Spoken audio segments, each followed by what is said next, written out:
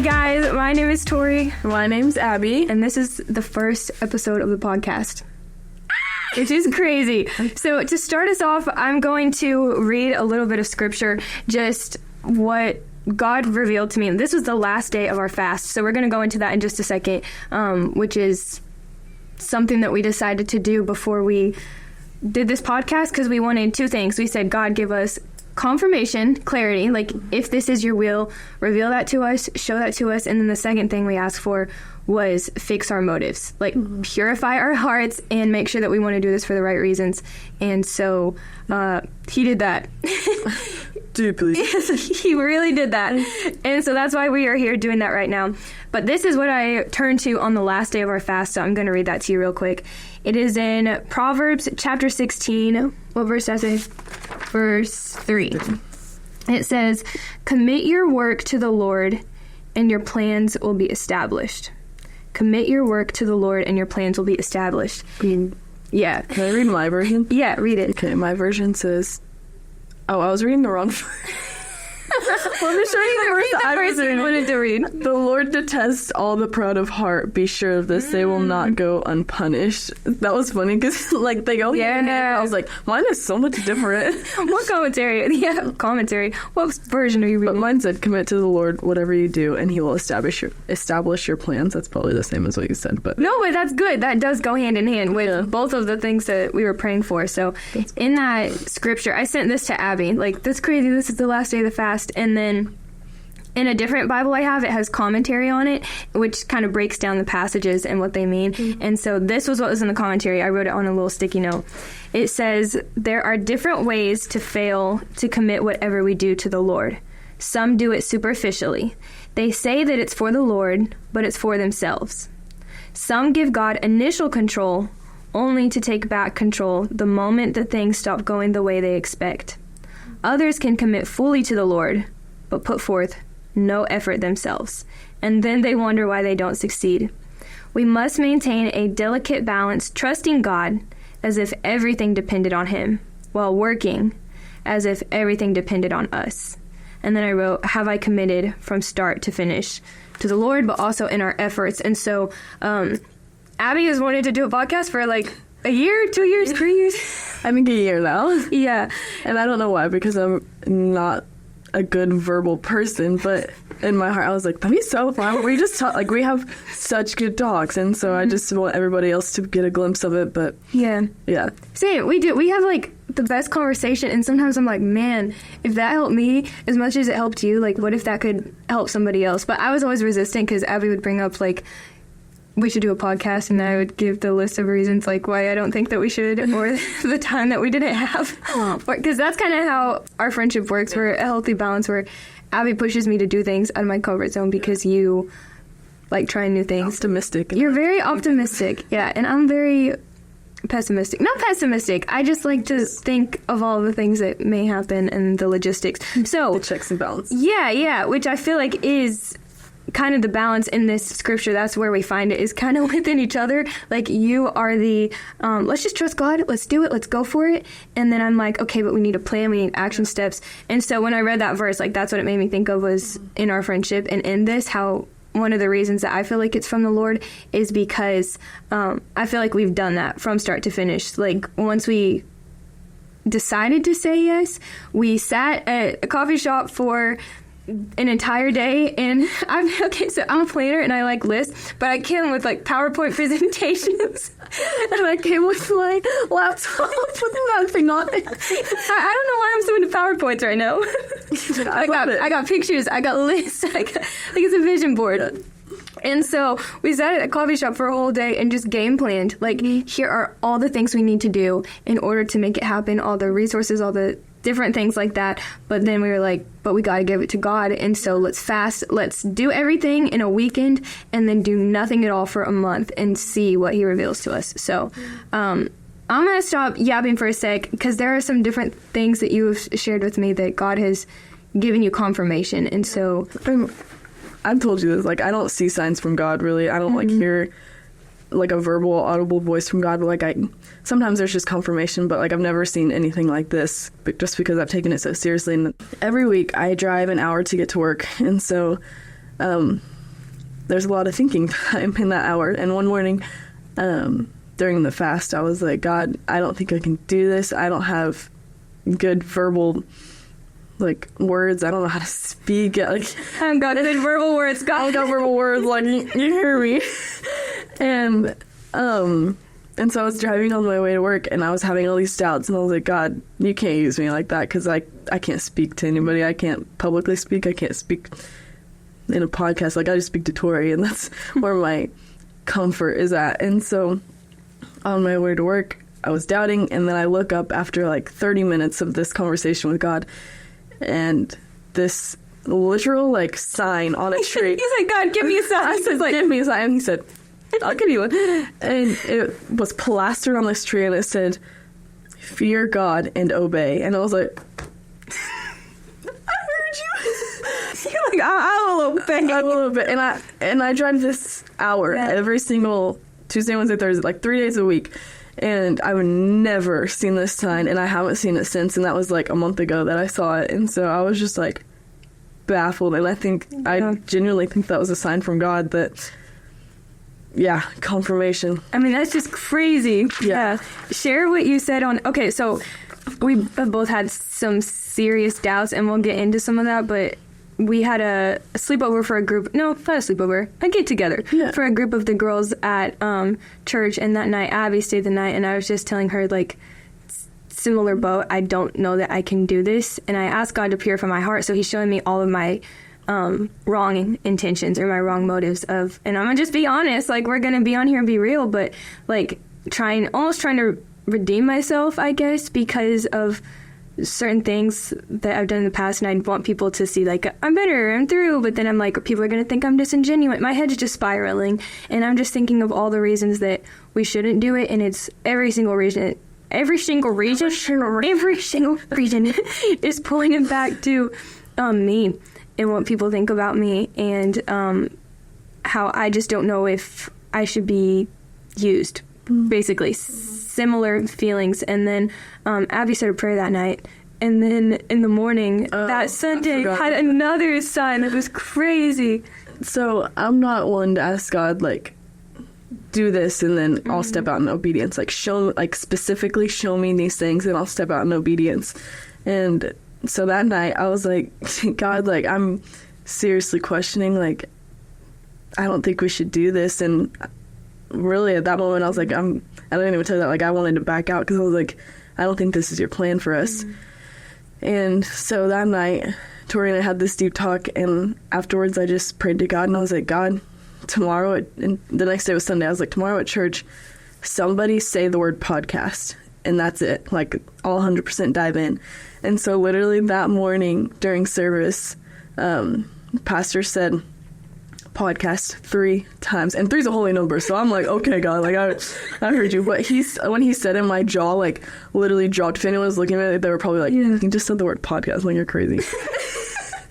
But, and he didn't, I mean, obviously no one knew you prayed that prayer. No, there is one person at this church, well, a few, but one person who could have casually said the word podcast. And it wasn't that person. Like, there's only like 2 or 3 people that we've told that we even like have this idea, because we genuinely, like, in our head are like, if God, if you want to turn this down, turn it down, so that we like, we won't go through with it, because if that's not your plan, we're not gonna lead anyone astray, and we don't want to do that.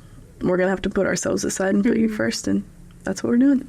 And it's crazy, and I'm so glad that, like, you prayed that, and then that happened, because obviously I was having doubts, but you're such a good friend. In my, like, vulnerability and my honesty, you didn't, like, shut that down and be like, no, like, we need to do this, or, like, push through, or where's this, because sometimes I try to fix things, and I'm like, okay, but where is that stemming from? Like, can we figure out the thing? But you were like, if you think that you aren't ready, like, if your heart is not in a good place to do this for God and other people, like, let's not do it. I was like, she's right. Like, for real, let's not. And then I kind of had a moment too where we talk about this a lot, where we're like, when you hold something in, it just eats you up until you bring it out and bring it to, like, somebody or to God, and don't just let it sit inside your head or inside of your heart. And so after we talked that night, I was more like, okay, that's not even true. Those are lies. Like, I'm actually not even thinking that stuff. I mean, I'm thinking it, but it's not who I am. It's not my intention. It's just thoughts that are popping up and trying to like take over. So yeah, be like your own voice instead of God's voice, and you replace it with thinking it's God's voice. I do that a lot. Yeah, this is so important, because I was even thinking, how do I word this? Like, I don't got the verbal good words either. Hold on. I'm glad you don't. I'm over here jabbering like a... No, that was good. That was good. Let me just ponder for a moment. I had this thought actually last night. How do we know when it's God's redirection or the enemy's intervention? Like, because there have been so many things leading up to this that were like, that's confirmation, that's from God, and it feels so clear. But then there's other things that were like, oh, maybe that's the sign we shouldn't do it. Like, they're redoing carpet down there, and we're like, man, if the floors are gluey, that is a sign. Like, I think that's God saying, no, like, don't do it. Can't even get up there. We can't even get up there to record. Yeah, and not that, like, the carpet layer is the enemy, but what is confirmation and what is excuses to not? Like, how do we figure that out? To, like, the Bible truths and what God says about you, and when you start doubting, like your thoughts that you have, like what will other people think, and like God says, he said something about it. I don't know. He said something about it, and he's like, either good and he's right. But you have to be so like cautious of that, otherwise it'll tear you down from taking the step of obedience that God has for you, because you listen to the enemy over God, and sometimes we do give the enemy too much credit, but at the same time, if we're not filling ourselves with the truth of what God has already said about us, then we're going to believe Satan. What? Satan. Don't believe that devil over God. Yeah. No, that's true. And even yourself, I'm my biggest enemy. Yeah. Satan, like, he doesn't have... he thinks he's got power. Obviously, he doesn't. Like, the Holy Spirit's living inside of us. But, like, I will tear myself apart all day long, every day. And so that's so important. Like, is this just my own doubts, or am I looking for ways out? Am I looking for little things to be like, that maybe we're not supposed to do that, whenever there's so much clarity in other areas? So I think my biggest confirmation, and I'm not going to dive into like what went down. Okay, so this was right before our photo shoot for like all of our podcast stuff, and this was another thing where we were like, okay, we're gonna do this, like, right, like this commentary that I just read, we're gonna do everything as though it's on us, but leave it to the Lord. So we're gonna do the photo shoot. If God tells us no before launch date, we're not gonna post the pictures, we're gonna delete them, we're not gonna do anything with it, right? Yeah. If he is clear and it's evident, we're not supposed to do this. But right before the photo shoot, I snapped at Abby, and I don't think I've done that. Maybe I have. I mean, we've had our little instances, but we, like I said, when you hold it in and you don't bring it out, like, it can kind of eat you up. And it was dumb stuff. Like, that's important. Like, that was right after the Purifier Hearts. Yeah. So yeah, that is so true. Right after the Purifier Hearts.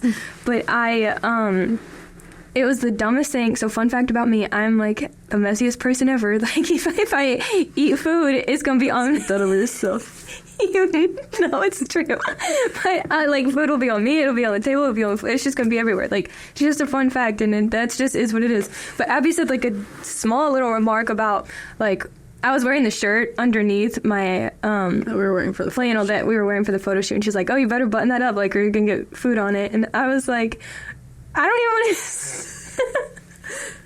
Right, not for us. This is for the Lord. Listen, it's not for our own glory. It's not Tori's normal character. This is not my character. Is the kindest, most loving person you will ever meet. And so her, like, saying this, snapping at me, it's literally the dumbest remark. And if someone else said this to you, you'd be like, like, that's mouth. That's not even rude. But Tori saying, like, and it had to happen. So, like, this remark, like, this was part of the God purifying our hearts, and he really did a work in us. And so, little side note. It's getting to a place. Yeah. Sorry, you keep going. I don't know where I was going with that, but if it wouldn't have happened, I don't think that we would be in the place we're at now, because over the past, this is also like a wayside note, but the past year and a half, almost 2 years, we've worked together. And so, like, our friendship has always been, we do everything together. And sometimes we can take that as like, oh, it's just a work thing, we don't have to talk about it. And so little things have been building up, like, and I think it was in both of us, but you were just the first one to say something, and if it wasn't you, it would have been me. And so, anyways, this little remark that she said, it like instantly made me like break out in tears, because like I knew that something was wrong in our friendship, and we had both felt that we just hadn't said anything. And so like it sparked something deeper than what she actually said. So like the side note was, she didn't mean it like in a harsh.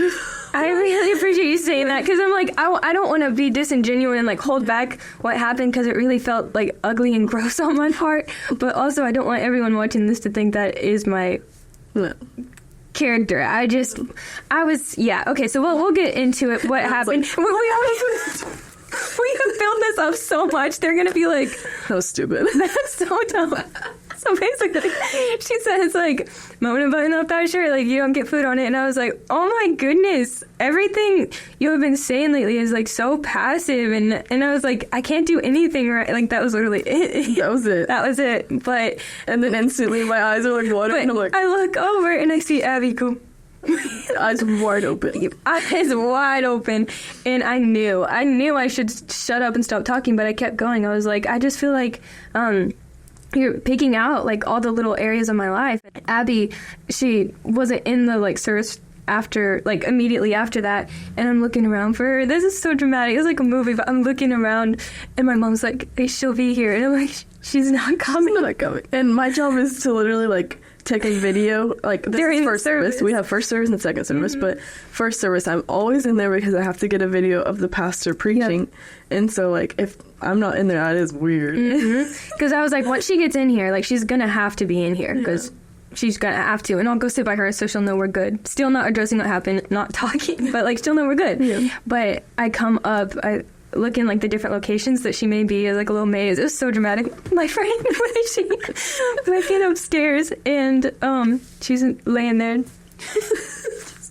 just sniffling, and I walk in sniffling, and she's like, I'm so sorry, and I'm like, no, I'm sorry. We just had a heart-to-heart and in a back-to-back. Because I literally couldn't look at her, because I was embarrassed and ashamed, because I was like, she knew there was something deeper, but I was like, there is something, I'm not being honest with you. We're about to step into this to serve God and help other people. I've not even been real with my best friend, and I just laid it all out. I was like, I feel like a fraud. I feel like everything is falling apart. So when you pick the little things, it makes me feel like she knows that something is really wrong, because I want to be so neat and organized and orderly. And so if I feel like little areas of my life aren't together, then I'm like, people are going to know that there's deeper stuff that is falling apart. And so I was like, she sees me, and obviously it's my best friend. She knows something isn't right. And I just told her, like, here are some things that I have not told anybody. And I need to, if I want to move forward and do this podcast with you, like, I have to be real. I can't get behind a camera and say, I want to be real, and I'm looking you in the face and you don't know something about me as I talk. You know what I mean? So we couldn't do that. Couldn't look at her when I was saying this, so we sat back to back and we cried and we held hands for an hour. We much needed hour. But that was the confirmation for me, like, okay, I think that we are supposed to do this, because I don't know that we would have had that conversation. Like, I just don't know that we ever would have, and we needed to, not just because we're moving into this, but for the sake of our friendship. So, yeah, that was my biggest confirmation, I think. But I did not see a literal sign. Like, that's absolutely crazy. But that to me was probably huge. Way more powerful, because God wants our friendship to be strong before we go out. Like you said, before we're fake in front of a camera, and we don't want to be fake. So. We don't want to be fake in front of a camera. We can't be fake behind a camera with each other. That's the craziest thing. How could we have even ever... like, the Lord is probably looking at us like... like, because we have said how many times, like, we just want to be real. We just want to get on there and be honest and be vulnerable, and we're not with each other. That doesn't even make sense. Yeah. But we good now. Solid. I think a big clarity point, too, was I had mentioned let's do a podcast. It was probably the beginning of this year. End of last year, and so and then I think it was May, we were like, let's just do it, let's just jump into it without any like acts of obedience, or like any acts of even surrender, and just like giving it to God. We were doing it for ourselves. And so in July we were like, like, I don't want to go I said, I don't want to go another month without doing this, because, like, God could use us. Like, we speak every week to our girls, you speak to the youth, and, like, I want other people to hear it. Like, I want other people to hear what God has, not just what we have. And, but anyways, in July, I was like, let's just do it. And then it didn't work out, because obviously our hearts weren't in the right place. And my intent was just like, let's do it for ourselves, because we want to. And my first goal, I think I said this a lot, was I want to do this for our girls. Like, because our girls mean so much to us, and we want them to have something to hear and look back on. But I think it was like a month later, we were like, Abby, like, we need to change our minds. Like, it's not just for our girls. Like, this is for God, and he's going to use it however he wants, and whoever's listening to it, it's for them, because God wanted them to hear it. And so I just think that was just a point of clarity. Like, when we sat down at the coffee shop and we said, we're going to fast and we're going to take this so seriously, because if we don't take it seriously, it's literally just for us, and we're back in the same, but we were in July, and there's no point. And so I think that was just a moment of big clarity that God was like, take your act of obedience and run with it, because I'm giving you my blessing. Go do it. I think our biggest fears was our past. And, like, in high school, we didn't, like, in our eyes, we didn't follow God the way that we were supposed to. We were living out, we weren't glorifying him, and he just wasn't, like, pleased with me. And I'm sure you probably feel the same. And so, like, it's been 4 years since we've graduated, probably, and we've just kind of, like, eaten ourselves up that we lived that way in high school, and we had, like, so much potential to help people that were there. And I think what really hit us was our graduation year was COVID year, and so that last, like, full semester we didn't go to school. And we were like, and, like, right before COVID was hitting, we had a group of friends, and we were like, we're going to try so hard to get them to love Jesus. We're going to do everything in our power. And then COVID hit, and we, like, lost all reach with everybody. And, like, the whole world was just like everybody knows it was just shut down. And so anyways, like, that's when our lives, like, kind of started to change and turn around. And I think a huge fear was, like, what will people from high school think of us, because we weren't living this way? Will they think we're ingenuine? Like, what will they think? And then we were laying on the bed, and I was like, Tori, we're the only people that think that way. Like, in high school, we were still, like, the good, quote, Christian girls. And I think that, in a sense, that's what made it harder for us, because there's a lot of the podcasts that I listen to where people talk about, like, man, I was so lost, but, like, I'm redeemed, I have Jesus now. But we always did. Yeah. We always were the church-going girls. We always were the, like we told people that we were Christian, but there were things that weren't lining up with how we proclaim to be. And so now our fear is, like, we're getting behind this camera and we're talking about our faith and we're talking about God, and people are like, yeah, but they said that in high school and it didn't line up. And so I think it's almost a difference. I don't know. We accepted Jesus when we were so young, and he's grown with us, thank goodness. But, like, he's been with us in the trenches and in the bad stuff, because we had already accepted him and we knew him. But to the outside eye, like, to me, my fear is people are going to see me and be like, yeah, but I know how she was in high school when she said the same thing. And so it's like, and we live in a small town. So when we share stuff, next week we're going to share our testimonies. When we share stuff, it's like, we don't use names. We would never. But, like, there are certain things in our story that built us into who we are that had to do with other people. And people are going to know who those people are. And we don't want to put, like, it's just weighed so heavy on us. Like, God, how do we graciously share in a way that helps people, but is loving to people who wronged us at the same time? Yeah. Does that make sense? Yeah. I don't know. But I would definitely say that was one of our biggest fears, is just how people think. And I think that's where it goes back to, like, Jesus. He came into the earth, and he was like, he lived his whole life, and people still hated him and literally crucified him on the cross. But we have this one life, and what will people think? And if it reaches one person and they accept Jesus, like, all glory to him. What will they think? I don't care, because that's another soul going to eternity with him. So. How small is the thought? Yeah. What will people think? How dumb is the thought? What will people think? I don't want on my gravestone, like, cared what people think. like, who cares? Now she's dead. Do you know what I mean? And that's what you just said. I don't even know if you realize the significance of what you just said. You know where Jesus received the most hate?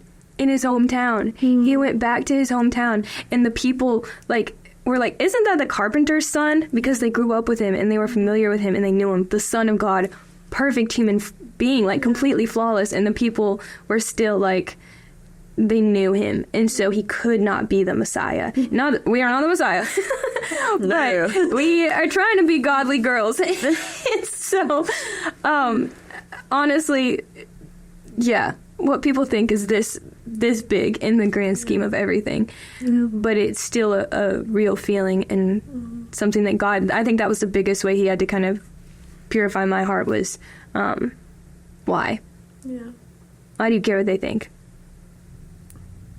Are you doing it am I really doing it for him if I care what people think? Yeah. So, I don't know. We had a couple of different names for the podcast that we were unsure of, and we came down to top two. And so, obviously, this is the one we went with, XOXO, Godly Girls. But the other one we were thinking of was Sincerely a Sinner. And those two sound complete contrast, complete opposite. And so the reason we thought about the first one is because we realized our place, honestly. And we are like, whoever's listening, we want them to know we are leveling with them. We're not saying that we are more than we are not holy, amazing, like godly girls, but we're striving to be. Yeah. Like we always want to be more like Jesus. And the crazy part, because of what Jesus did on the cross, God sees us. Like, we are God's girls. He sees us, and in his eyes, we are perfect, redeemed people. And it's so hard to fathom that. But in our eyes, we are still a lot of times sinners. And so I'm glad we didn't choose that name in the sense of, I don't want to be identified with that. I don't want, like, that to be what defines me. But at the same time, realizing, like, we are so incredibly flawed, and God's using us in spite of those flaws. Yeah. So if you're listening and you're like, there are some like godly girls, and so thinking that we might not relate to struggles that you've been through or are going through, like we're still going through it. We are going through it, and we are figuring it out by the grace of God and like the love of Jesus, because we are only this because of Jesus. Like, I don't see myself as that. I want to, but it's hard to. I don't know about you. Yeah. I feel like that might be a closer. I don't know how to sign this off. I got you, ready? Mm-hmm. So that being said, XOXO. Godly girls.